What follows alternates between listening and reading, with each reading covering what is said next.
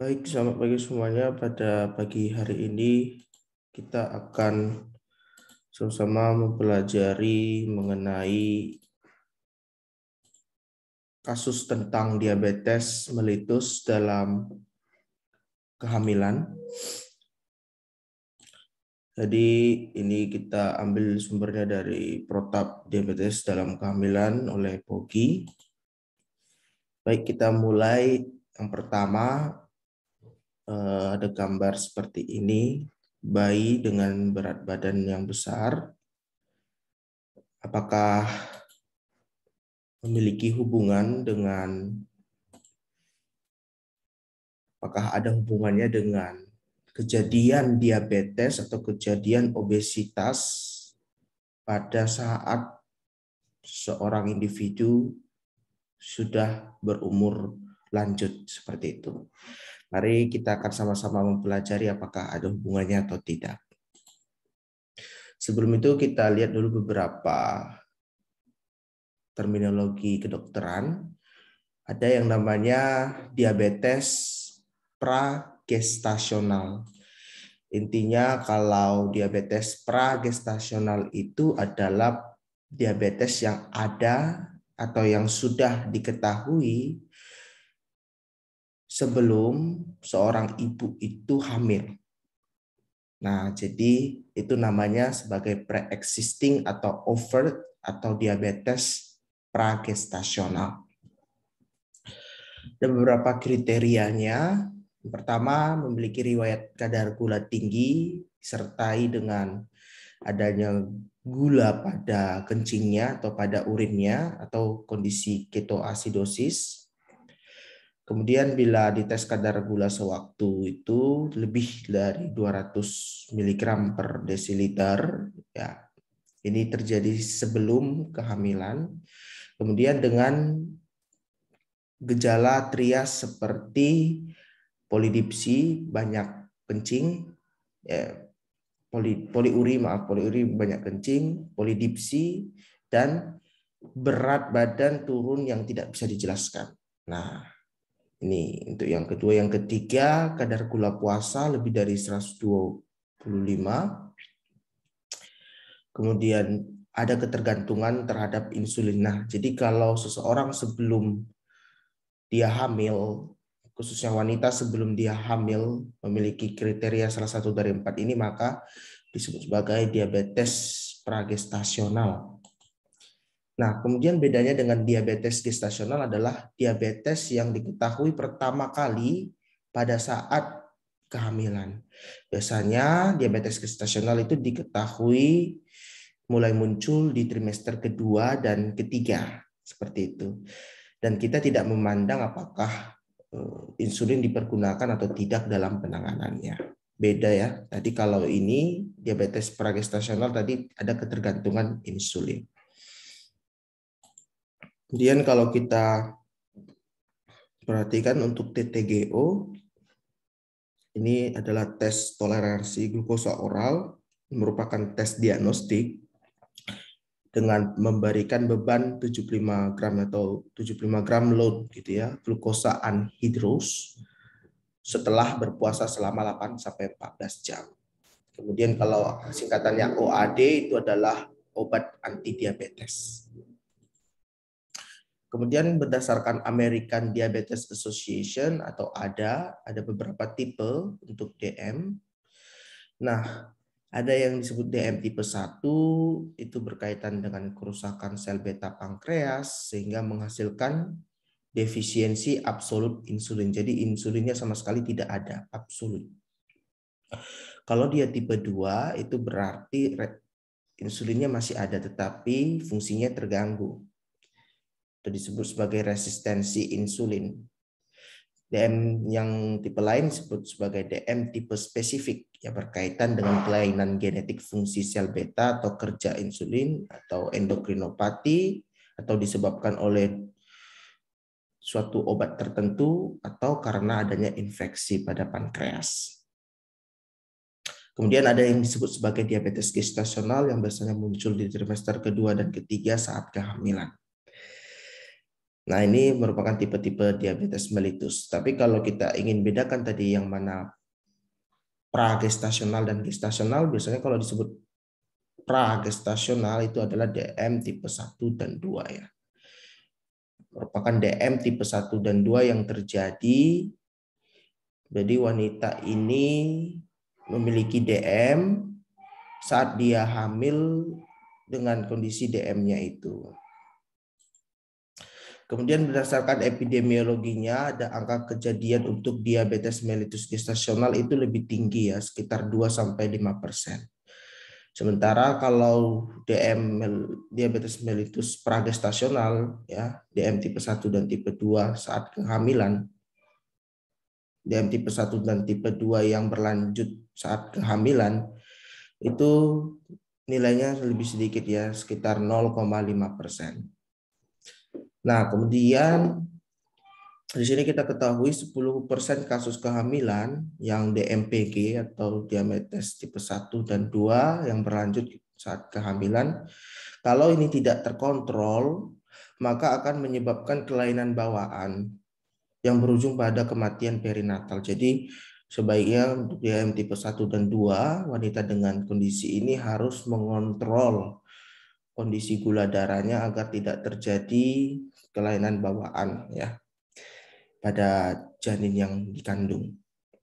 Nah, kemudian nanti ini diabetes mellitus saat kehamilan ini akan menyebabkan bayi dengan makrosomia sehingga tidak tertutup kemungkinan walaupun bayi ini delivernya itu waktunya adalah aterem ya kan?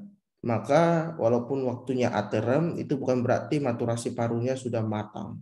Tapi ya, kalau kondisi makrosomia walaupun dengan waktu lahir aterem itu akan terjadi kelambatan maturasi paru.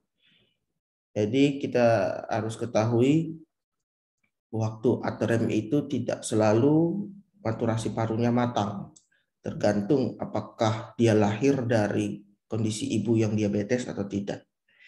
Jadi kalau sudah terjadi kelambatan maturasi paru akan meningkatkan resiko kejadian respiratory distress syndrome. Jadi masalah pernapasan.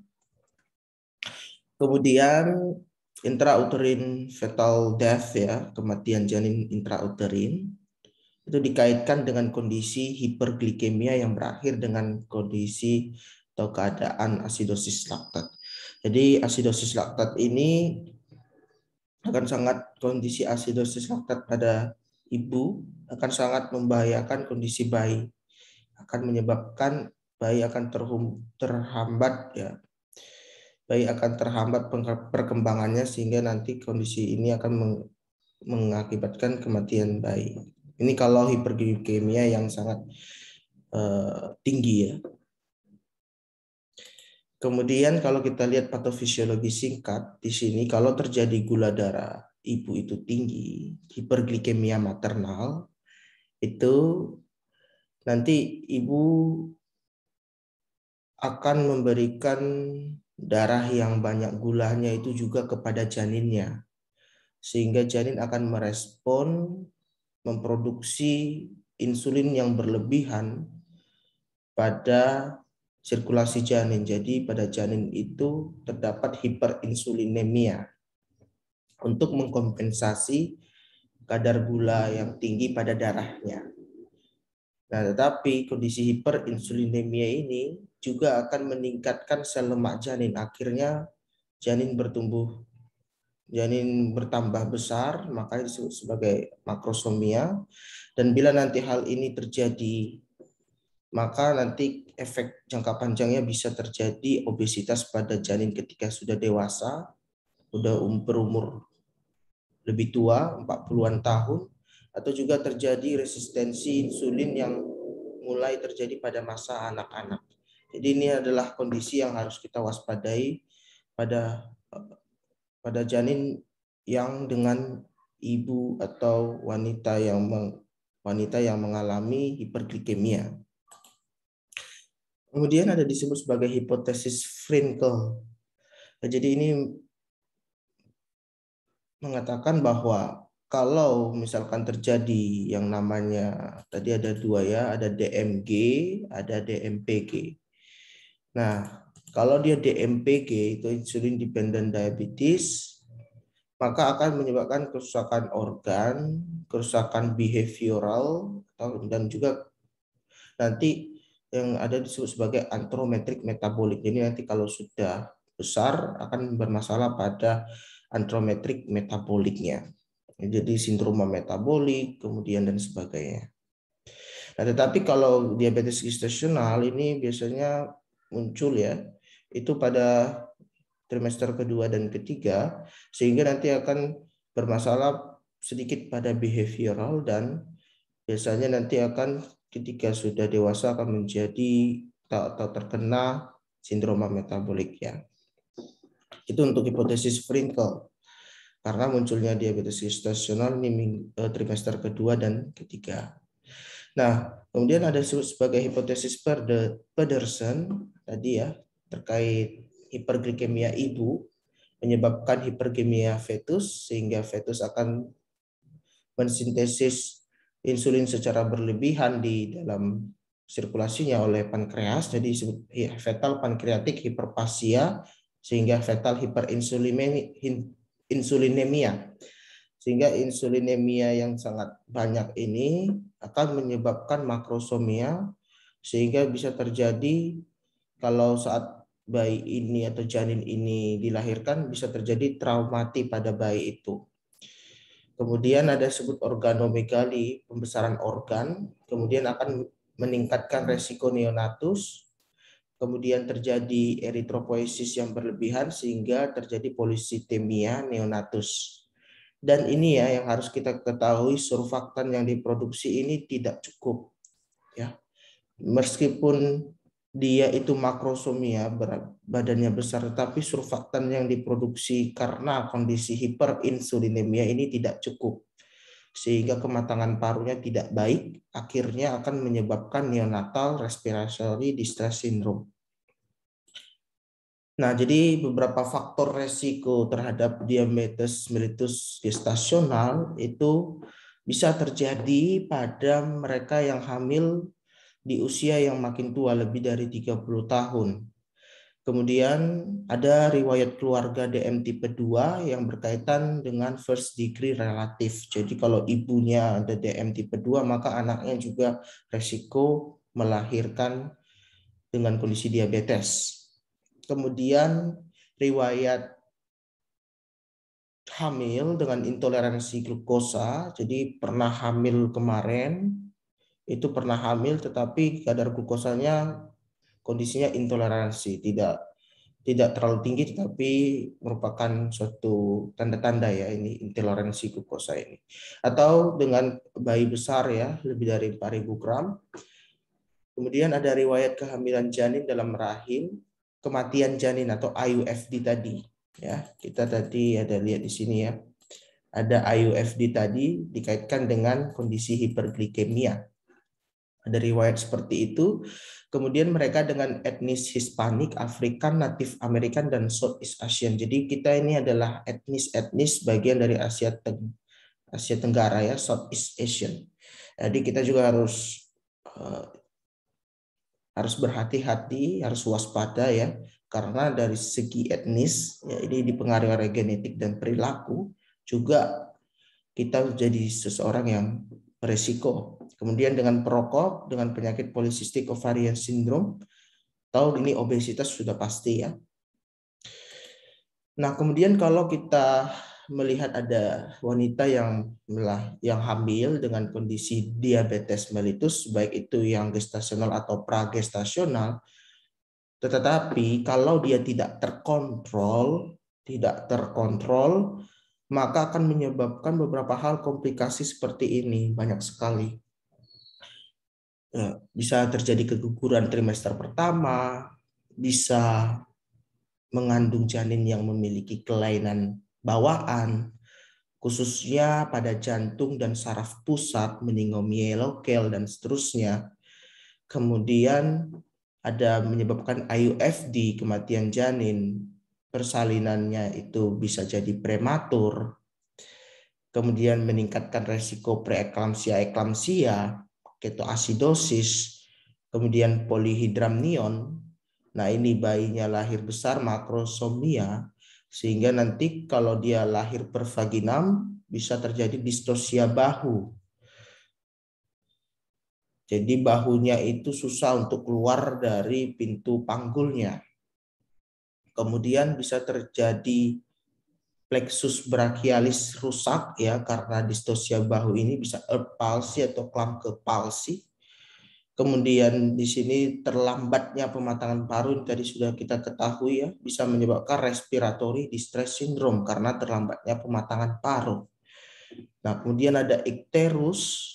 Kemudian ini yang paling penting ketika bayi lahir itu karena insulinnya sangat tinggi di sirkulasi, maka kalau dia sudah lahir kan dia sudah tidak dapat sirkulasi dari ibunya yang DM itu. Maka nanti kalau sudah lahir akan terjadi hipoglikemia, bukan hiperglikemia lagi pada fetus, hipoglikemia. Jadi gula darahnya rendah disertai dengan hipokalsemia. Nah, ini tadi sudah ya peningkatan kematian perinatal. Jadi resiko dia mati saat setelah lahir itu sangat tinggi juga. Komplikasinya seperti itu kalau pada wanita hamil dan melahirkan dengan DM-nya yang tidak terkontrol. Maka itu sangat perlu dicek gula darah itu. Resiko jangka panjang ada ini ya, ketika bayi itu lahir dengan ibu yang DM, ini resiko jangka panjangnya ada diabetes, tipe 2, obesitas, dan rendahnya IQ bahkan. Mempengaruhi tadi ya, mempengaruhi saraf pusat, mempengaruhi cara belajar, cara bertindak, dan seterusnya. Sehingga ini sampai sini kita sudah tahu jawaban ini ya. Jawaban dari ini adalah apakah ada hubungannya, ada atau tidak, maka jawabannya adalah ada. Tuh ya. Kemudian kalau kita lihat lagi yang penting juga di sini pada wanita dengan DM tipe 1 kalau dia hamil, maka kalau tidak terkontrol akan meningkatkan 10 kali kelainan bawaan. Meningkatkan terjadinya preeklamsia ini penelitian yang ini rekomendasinya tipe A. Sehingga ya, kalau tipe seperti ini berarti kita harus betul-betul waspada pada mereka yang DM dan hamil. Nah, sehingga ini ada rekomendasi yang baik juga untuk dilakukan, regulasi yang baik. Maka resiko terjadinya kelainan bawaan itu akan menurun. Bagaimana kita meregulasi atau mengontrol mengontrol glukosa darah kita, yaitu salah satunya dengan rutin mengecek HbA1c. Jadi dipertahankan HbA1c itu dari 6 sampai 7 saja sudah cukup sebenarnya, tidak usah sampai 4,5. 6 sampai 7 saja sudah cukup. Nah, itu yang harus kita lakukan supaya apa? Supaya nanti bayinya itu tidak mengalami kelainan bawaan dan ibunya tidak mengalami preeklamsia saat hamil. Nah, kalau kita regulasi kita itu baik terhadap pasien diabetes mellitus, maka risiko-risiko seperti ini akan sama pada mereka yang tanpa DM saat hamil. Jadi ini sangat berarti, bukan? Kemudian kita akan lihat fokus berikutnya untuk DMG ya, bagaimana screening dan diagnosis, perawatan antenatalnya seperti apa, perawatan selama persalinannya juga seperti apa, dan perawatan setelah dia bersalin itu seperti apa, kita akan lihat. Untuk screening dan diagnosis di sini pada pasien diabetes mellitus itu kalau kita melakukan screening terhadap diabetes mellitus gestasional itu kita lakukan hanya pada dengan resiko tinggi. Tadi kita sudah lihat ya apa-apa saja resikonya. Tetapi juga kita tidak semata-merta hanya melakukan pada resiko tinggi. Kita juga harus perhatikan dulu pada saat di trimester pertama itu kita harus lakukan screening HbA1c untuk menapis adanya diabetes mellitus pragestasional. Bila negatif, kita ulangi pada kehamilan 24 sampai 38 minggu ya, di mana ini risiko terjadi DMG. Kalau dia negatif, maka syukur. Kalau dia positif, maka harus kita kontrol, harus kita regulasi. Seperti itu. Jadi di trimester pertama kita untuk menapis DMPG, di trimester 2 dan 3 kita untuk menapis DMG. Nah, kemudian dengan cara one step approach, TTGO tadi yang dengan 75 gram load tadi, ini nanti akan dipelajari di prosedural diagnostiknya. Kemudian kapan dikatakan positif? Kalau nanti didapatkan hasil glukosa puasa lebih dari sama dengan 126 atau 2 jam setelah makan didapatkan lebih dari 200. Maka hal tersebut akan kita lakukan nanti kontrol secara intens ya. Apalagi saat kehamilan. Nah, perawatan antenatal sebelum melahirkan, perawatan antenatal ini melibatkan multidisiplin, melibatkan ahli gizi, kemudian juga tidak lupa spesialis penyakit dalam, kemudian bidan, perawat dan seterusnya. Jadi ini multidisiplin ini sangat penting untuk antenatal. Kemudian dilakukan yang namanya pengawasan janin dan ibu seminggu sekali bila positif. Ya. Kemudian ini yang penting. Diet dan olahraga ini adalah salah satu intervensi yang awal kita lakukan. Jadi kita harus atur dietnya seperti apa dan cara olahraganya seperti apa. Kalau tidak berhasil menurunkan gula darah dalam diet dan olahraga 2 minggu, maka setelah 2 minggu kita langsung berikan insulin. Gitu ya. Nah, bagaimana dietnya ini ya? Dietnya ini itu adalah nanti mempertimbangkan berat badan dari ibu sebelum dia hamil. Untuk kalorinya akan dihitung dari situ. Dan untuk detailnya nanti kita akan pelajari pada slide-slide yang lain. Kemudian kadar glukosa puasanya kita kontrol di bawah 95. Dan kadar glukosa selama 2 jam setelah makan postprandial itu kurang dari 120. Kita harus lakukan ini. Kemudian jangan berikan obat antidiabetes pada ibu hamil dengan diabetes. Karena ada beberapa penelitian mengatakan kalau kita berikan hal tersebut akan menyebabkan kelainan bawaan atau teratogenik pada janinnya. Jadi makanya ini sebenarnya dengan metode diet olahraga ya dan insulin, kalau memang diet dan olahraganya itu tidak bisa menurunkan, maka seharusnya itu tidak terjadi ya. Tetapi ini adalah suatu hal yang sebenarnya bisa menurunkan gula darah pada pasien dengan DM saat kehamilan. Kemudian perawatan persalinan itu diusahakan kalau misalkan memang terkendali gula darahnya setelah kita lakukan antenatal tadi, perawatan antenatal kalau memang terkendali, terkontrol, ya persalinannya bisa dilakukan ateren 37 sampai 42. Tetapi biasanya kurang dari 40 sudah lahir.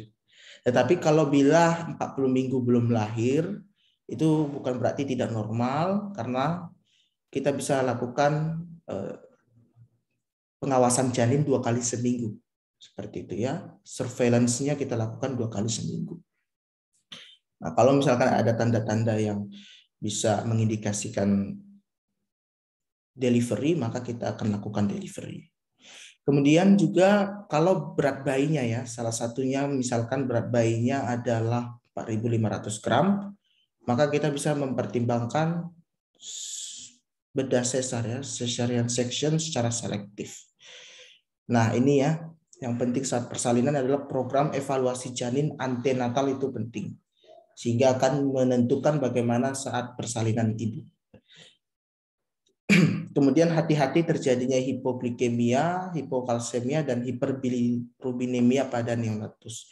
Sehingga ini kita perlukan spesialis anak ya, spesialis anak saat melakukan intervensi perawatan persalinan ya, diperlukan spesialis anak.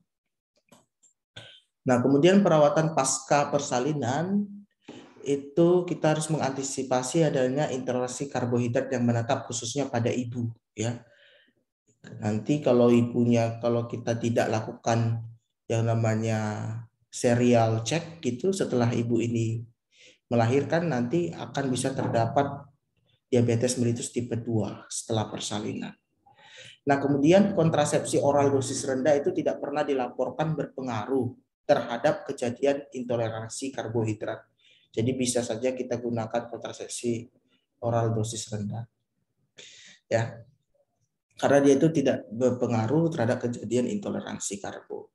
Nah, kemudian resiko berulang ya. Jadi kalau misalkan ibu hamil dengan diabetes mellitus saat dia hamil, maka ketika dia hamil lagi di kemudian hari bisa resiko berulang. Jadi bisa terkena diabetes mellitus lagi ibu tersebut saat hamil. Nah, ini terjadi bahkan sekitar 60% ya. Sangat tinggi. Nah, berikut adalah kadar glukosa plasma pada 6 minggu pasca persalinan pada mereka dengan DMG.